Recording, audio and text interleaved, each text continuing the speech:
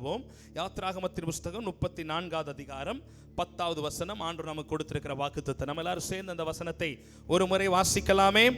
அதற்கு அவர், இதோ நான் ஒரு உடன்படிக்கை பண்ணுகிறேன், பூமி எங்கும் எந்த ஜாதியினிடத்திலும் செய்யப்படாத அதிசயங்களை உன் ஜனங்கள் எல்லாருக்கும் முன்பாக செய்வேன். உன்னோடு கூட இருக்கிற ஜனங்கள் எல்லாரும் கர்த்தருடைய செய்கைகளை காண்பார்கள். உன்னோடு கூட இருந்து நான் செய்யும் காரியம் பயங்கரமாய் இருக்கும். இந்த ஆண்டு கர்த்தர் நமக்கு கொடுக்கிற ஒரு வாக்குத்தத்தம் என்னவென்றால், தேவனுடைய செயல்கள் வெளிப்படுகிற ஒரு ஆண்டு. சொல்லுங்க பாப்போம், தேவனுடைய, சத்தமா சொல்லுங்க, தேவனுடைய செயல்கள் வெளிப்படும் ஆண்டு. ஆண்டவருடைய செயல்கள் வெளிப்படுகிறதான ஒரு ஆண்டு. இந்த வாக்குத்தத்தத்தை ஆண்டவர் சொல்லுவதற்கு முன்பாக, அதை நம்ம இங்க வாக்குத்தத்தத்தில் போடல, ஆனா பைபிள்ல போட்டிருக்குது. அதற்கு இதோ நான் ஒரு உடன்படிக்கை பண்ணுகிறேன். இந்த வாக்குத்தத்தத்தை ஆண்டவர் பிராமிஸா சொல்லல, கவனனா சொல்றாரு. நல்ல கவனமா கவனிக்கணும், கவனமா கவனிக்கணும், கவனமாக கவனிக்க வேண்டும். நான் ஒரு உடன்படிக்கை பண்ணுகிறேன்னு சொல்றார் ஆண்டவர். ஹலோ, கவனிங்க. உடன்படிக்கை பண்ணுகிறேன்.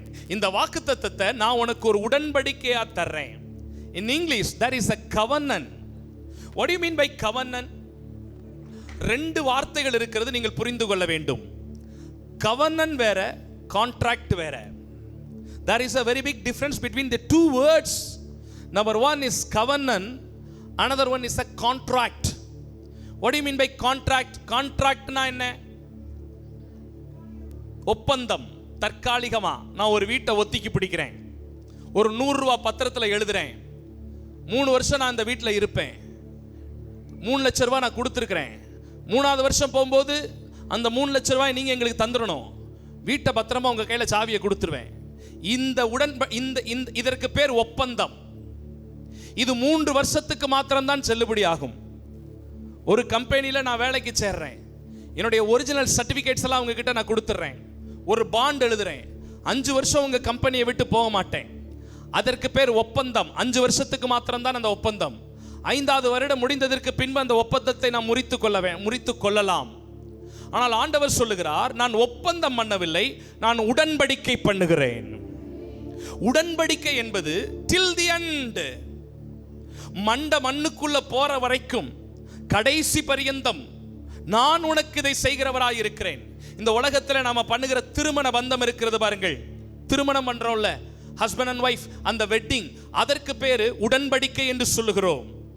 வாழ்நாள் முழுவதும் நான் உனக்கு, வாழ்நாள் முழுவதும் நான் உனக்கு உடன்படிக்கை.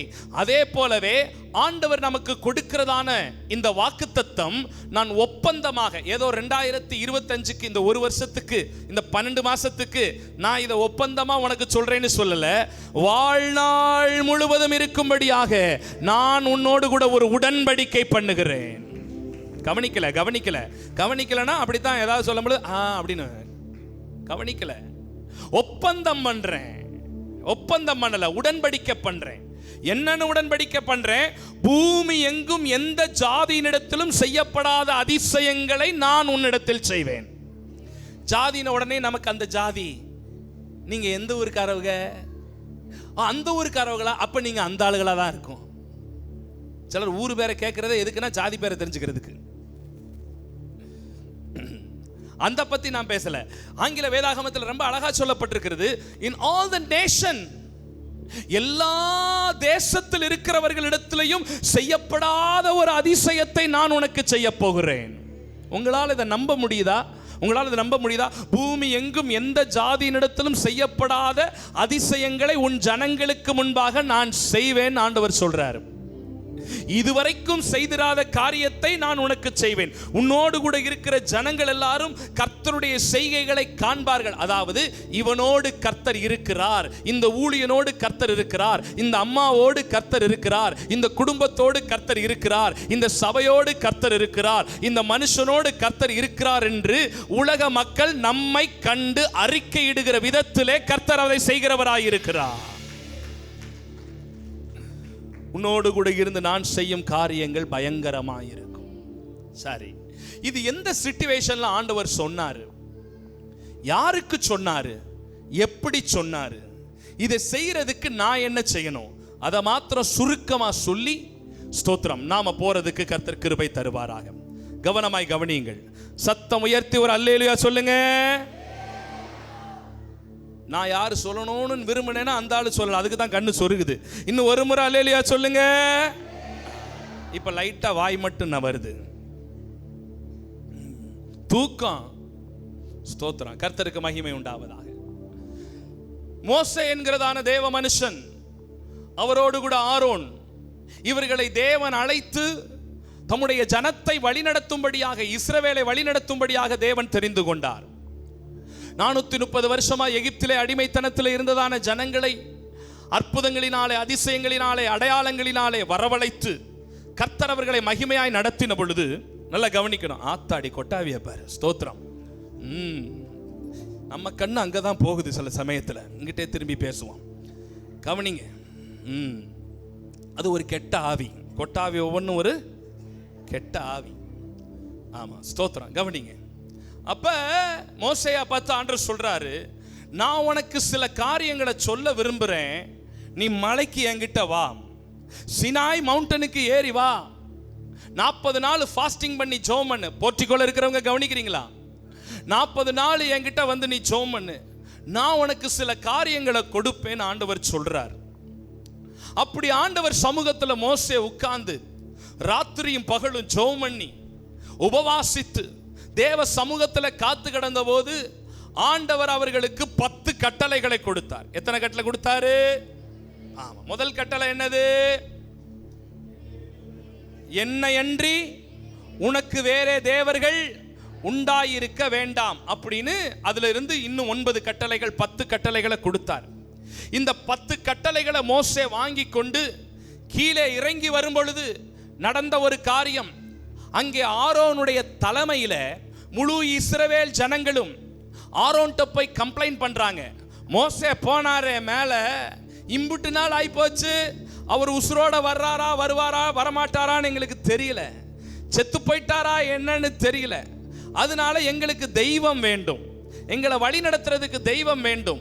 மோசேயை தான் நாங்க ரொம்ப கடவுள் மாதிரி நம்பி இருந்தோம், ஆனா மனுஷன் போனவர் அப்படியே போயிட்டார், இவ்வளவு நாள் ஆச்சு இன்னும் காணோம், அதனால எங்களுக்கு தெய்வம் வேணும், என்ன பண்றது அப்படின்னு ஆரோன்கிட்ட கேட்கும்போது ஆரோன் செஞ்ச ஒரு காரியம், நீங்க எல்லாரும் உங்க நகையெல்லாம் கொண்டு வந்து என்கிட்ட கொடுங்க அப்படின்னு சொல்லி எல்லாருடைய நகைகளையும் வாங்கி அதை ஒரு தீ குழம்புக்குள்ள போட்டு, ஸ்தோத்திரம், அது ஒரு கன்றுக்குட்டியாக கருபிடித்து, இந்த கன்றுக்குட்டி தான் உங்களை வழி நடத்துச்சு, இந்த கன்றுக்குட்டி தான் செங்கடலை பிறந்துச்சு, இந்த கன்றுக்குட்டி தான் உங்களை வந்து எகிப்தில இருந்து கொண்டு வந்துச்சு, இந்த தெய்வத்தை வணங்குங்கன்னு சொல்லி எல்லாரும் அதற்கு முன்பாக ஆடி பாடி வணங்குகிற காட்சி நடந்துகிட்டு இருக்குது.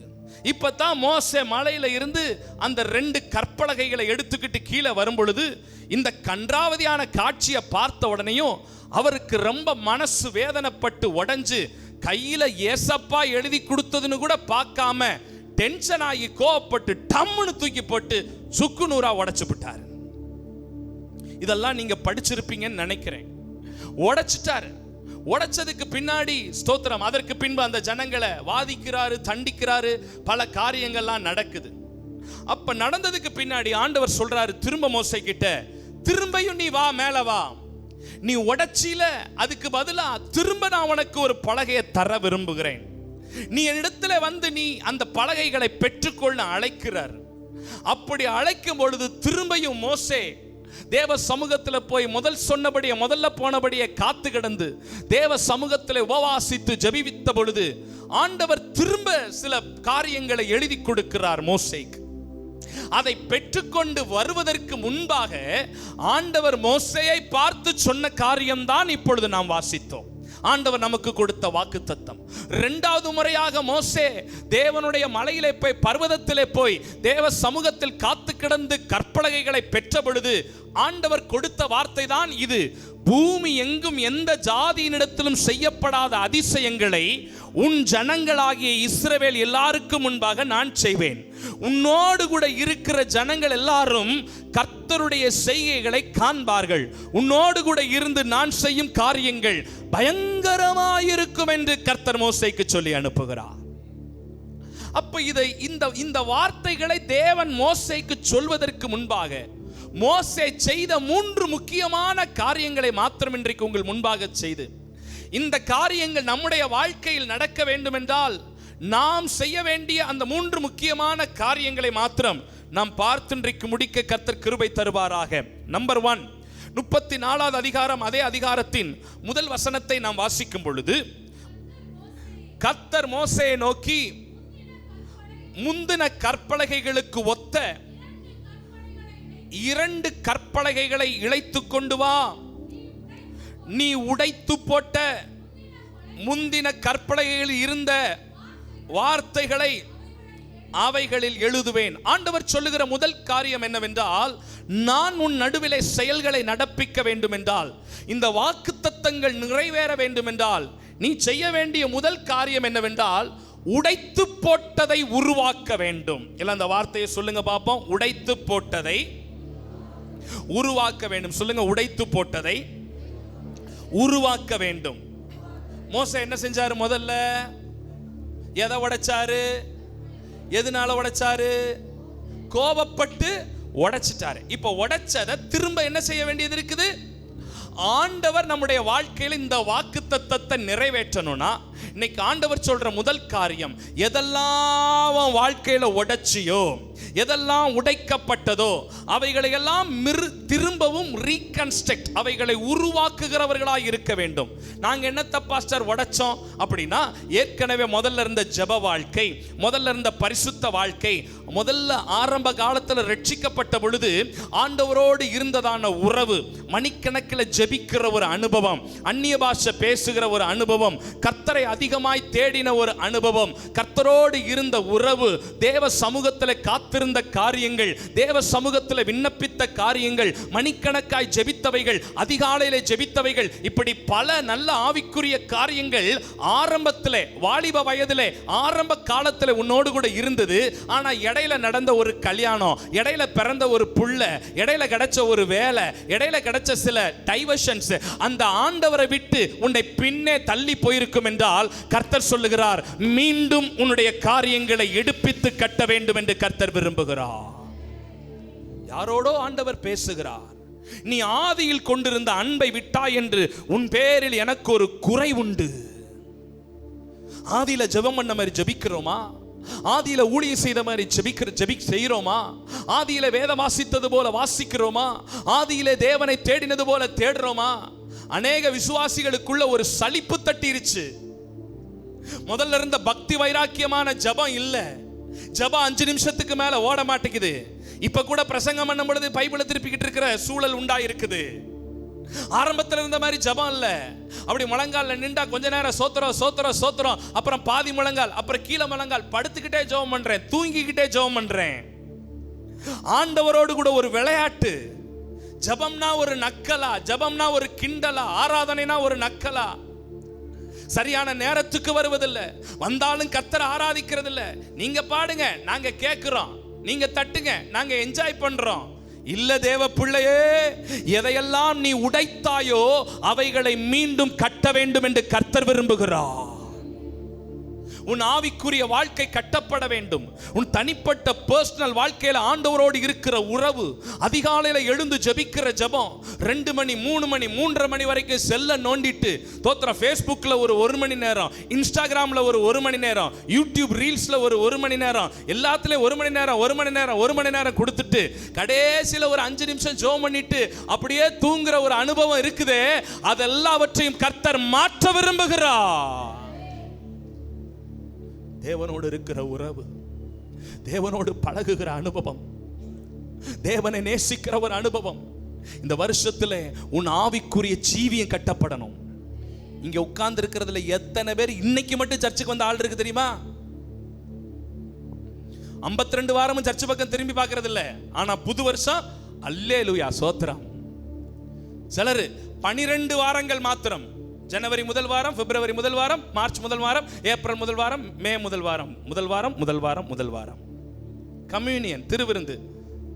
எந்த பைபிள்ல போட்டிருக்கு முதல் வாரத்துல வந்து திருவிருந்து வாங்கினா பரலோகம் போயிடலான்னு? எந்த பைபிள்லையும் போடல. கர்த்தரை தேட வேண்டிய விதத்தில் தேட வேண்டும் என்று கர்த்தர் விரும்புகிறார்.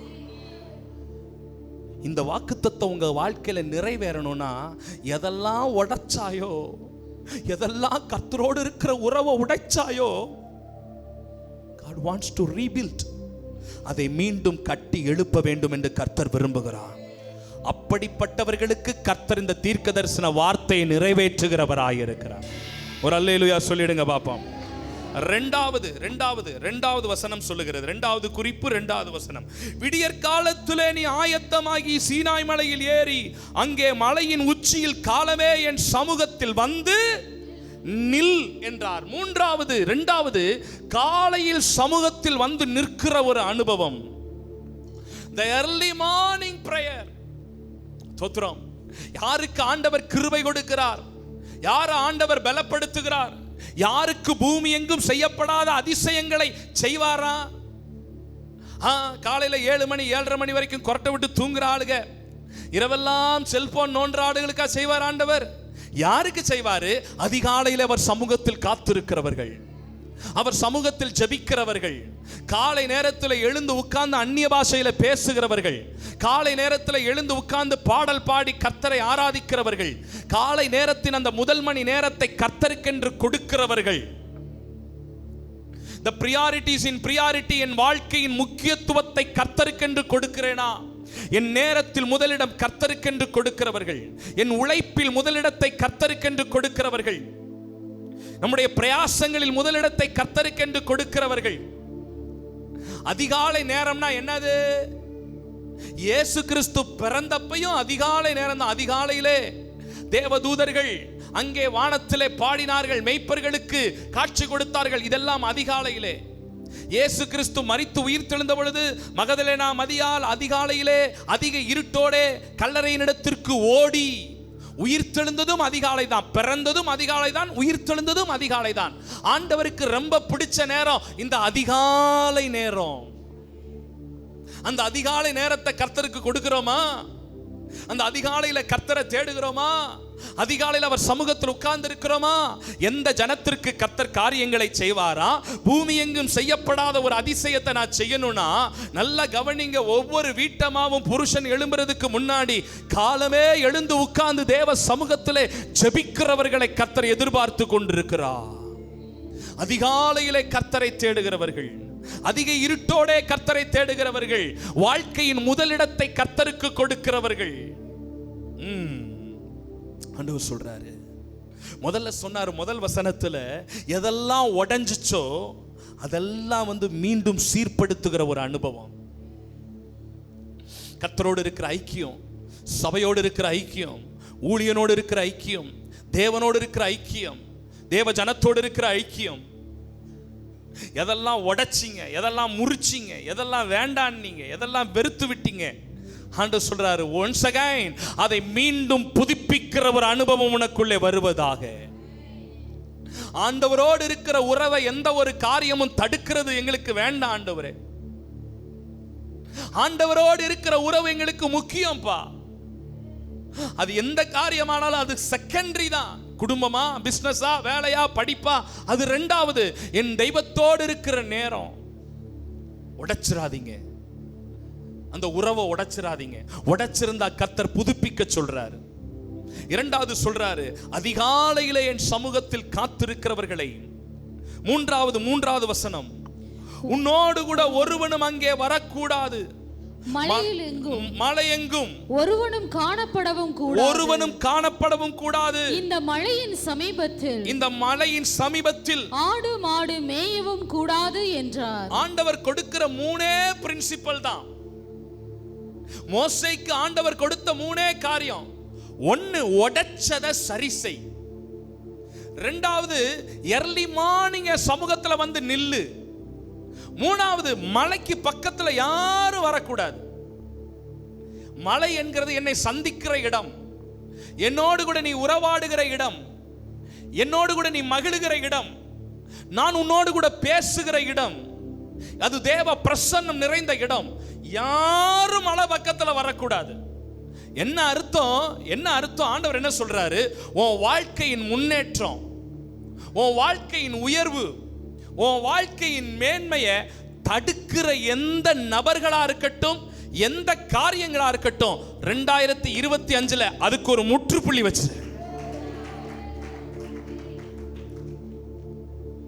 உங்களுக்கே தெரியும், இந்த பர்சன் என் வாழ்க்கையின் முன்னேற்றத்தை பிடிக்காதவர், இந்த நபர் நான் ஆசீர்வதிக்கப்படுறத விரும்பாதவர், இவங்க நான் நல்லா இருக்கிறதுல பிரியப்பட மாட்டாங்க, இவங்க நான் என்னதான் பண்ணாலும் ஒரு நாளும் ஒரு வார்த்தை கூட நல்லா இருக்குன்னு சொல்ல மாட்டாங்க அப்படின்றவங்களை தூக்கிக்கிட்டே சுமக்காம கலட்டி விட்டுட்டு கர்த்தர் உனக்கு கொடுத்திருக்கிற தரிசனத்துல பயணிச்சு போய்கிட்டே இருக்கணும்.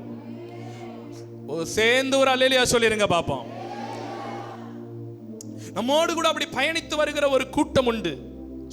அவங்க மலைக்கு பக்கத்துல வர வேண்டாம் என்று சொல்றாங்க. அவங்கள விடாத, அவங்க வேண்டாம், யாரையும் பக்கத்துல சேர்த்துக்காத, நீ நானு மாத்திரம் தனியாக உறவாடுவோம். உன்னுடைய ஆசீர்வாதங்களை விரும்பாதவர்கள், உன்னுடைய முன்னேற்றத்தை விரும்பாதவர்கள், உன்னோடு கூட இருந்து கொண்டே உனக்கு விரோதமாய் எழும்புகிறவர்கள், உன்னை நேசிக்காதவர்கள், உன்னை வெறுக்கிறவர்கள், முகத்தில் ஒரு மாதிரி பேசிட்டு பின்னாடி ஒரு மாதிரி செயல்படுகிறவர்கள், கசப்புணர்ச்சிக்காரர்கள், காழ்ப்புணர்ச்சிக்காரர்கள், பொறாமைக்காரர்கள், போட்டிக்காரர்கள், எரிச்சல்காரர்கள், இவர்கள் உன்னோடு கூட பயணித்து வருவாங்கன்னா கண்டுக்காத அவங்களை கலட்டி விட்டுட்டு நீ போக வேண்டிய டெஸ்டினியை நோக்கி பயணித்து போய்கொண்டே இரு. உன்னோடு கூட நான் இருக்கிறவராய் இருக்கிறேன்.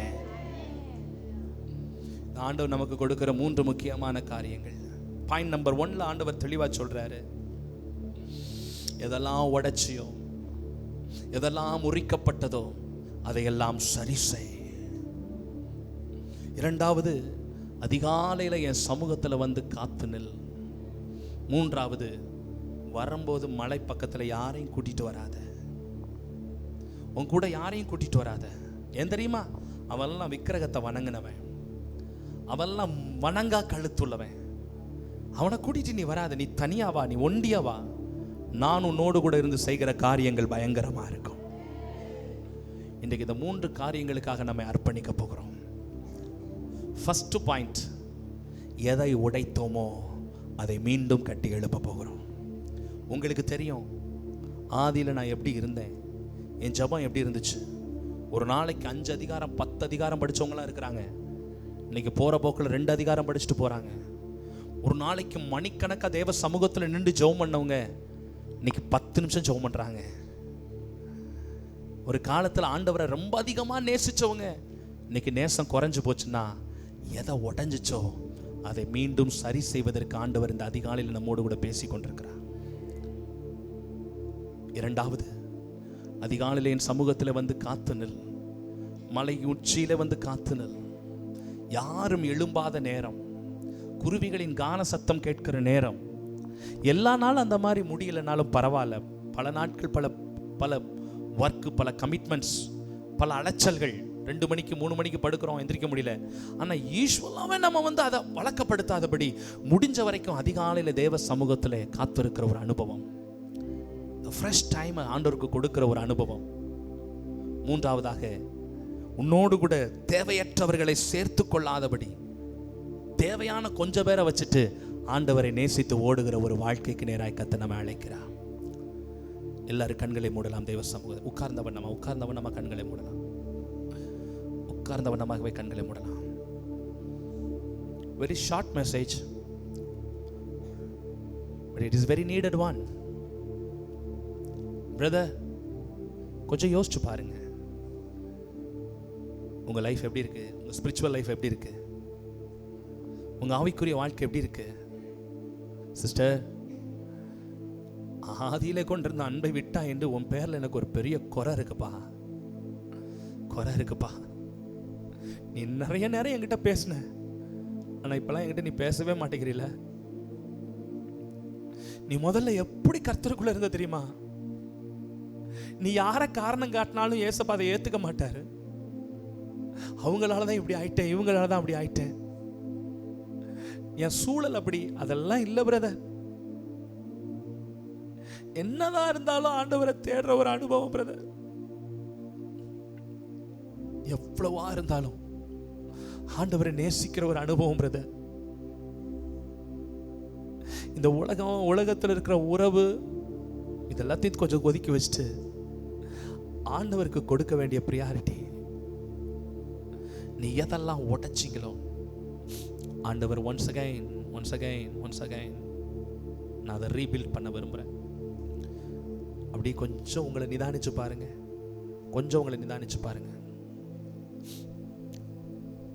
இன்னிலிருந்து நான் I try my level more best. என்னால் முடிஞ்ச வரைக்கும் பாஸ்டரை பிரியப்படுத்த வேண்டாம், என்னை பிரியப்படுத்த வேண்டாம். என்னை பிரியப்படுத்தினால ஒரு பிரயோஜனமும் கிடையாது. நீ ஆண்டவரை பிரியப்படுத்தணும். எனக்கு முன்னாடி வேலை செஞ்சுட்டு அப்புறம் அங்கிட்டு போயிட்டு அதல்ல. நீ உண்மையில ஆண்டவரை பிரியப்படுத்துறீங்களா?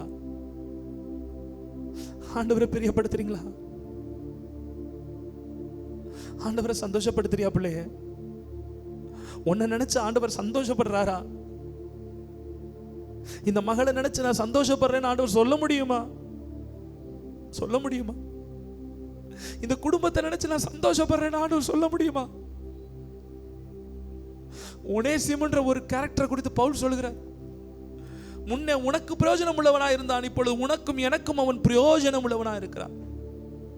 It's a useful vessel. ஆண்டவர் நம்மளை பார்த்து அப்படி சொல்ல முடியுமா? ஒருத்தனை பார்த்து ஆண்டவர் சொல்றாரு, அத்தி மரத்தின் கீழே என்னை கண்டதினால் நீ விசுவாசிக்கிறாயோ, இதோ கபடற்ற உத்தம இஸ்ரவேலன் ஒருத்தனை பார்த்து ஆண்டவர் சர்டிபிகேட் கொடு. நம்மளை பார்த்து சொல்ல முடியுமா?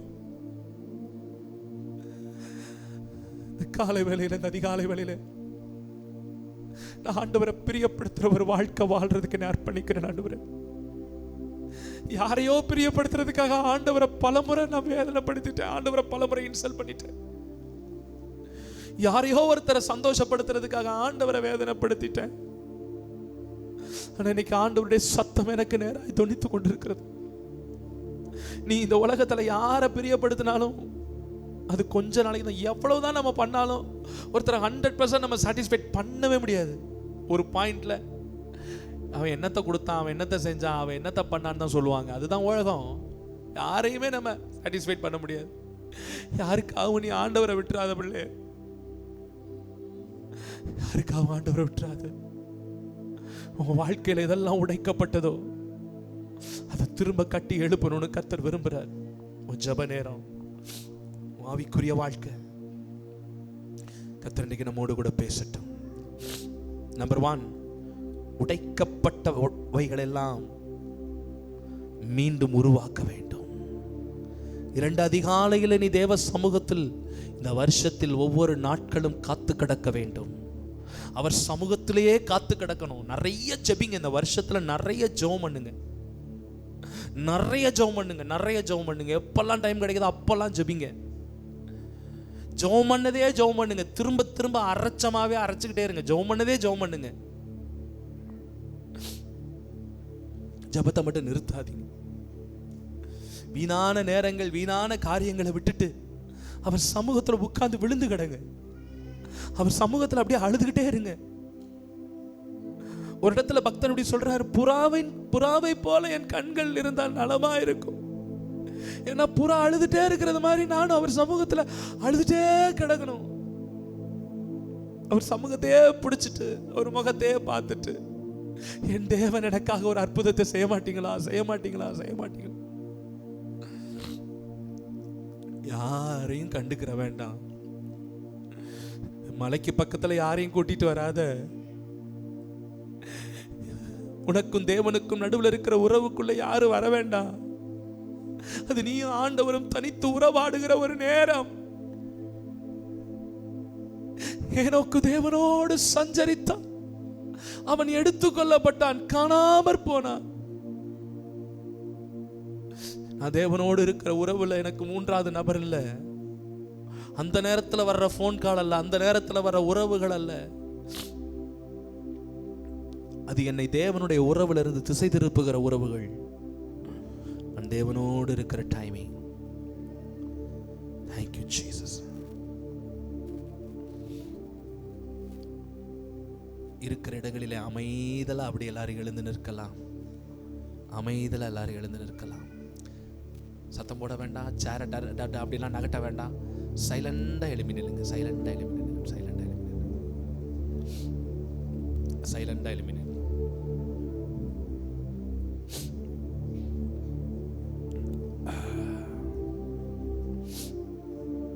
ஃபுல் டைம் பாஸ்டர்ஸ் எல்லாம் முன்னாடி வரும்படியாக கேட்கிறேன். இந்த பலிபீடத்துக்கு முன்னாடி ஃபுல் டைம் பாஸ்டர்ஸ் மட்டும், all full time pastors please come.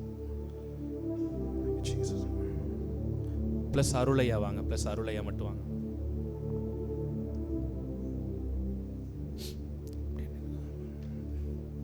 கீழே all full time pastors and Arul pastor மாத்திரம் வாங்க. Now it's time to Holy Communion. நம்ம எல்லாரும் ஒருமித்து இந்த பந்தியில் பங்கு பெற போகிறோம். இந்த பந்தி ரொம்ப விசேஷமான பந்தி. ஏன்னா நம்முடைய எல்லா சர்ச்சஸும் ஒன்றா இணைஞ்சு நாம் இன்னைக்கு இந்த ஹோலி கம்யூனியனை அனுசரிக்க போகிறோம். அதனால் திரும்பியும் எல்லாரையும் நாங்கள் முன்னாடி கூப்பிடுறதுக்கு விரும்பலை. பயங்கரமாக டிராஃபிக் ஜாம் ஆகும். அதனால் நீங்கள் இருக்கிற இடத்துல பாஸ்டர்ஸ் உங்களிடத்துல ஹோலி கம்யூனியன் கொண்டு வருவாங்க. அப்படியே நில்லுங்க, யாரும் அசைய வேண்டாம்.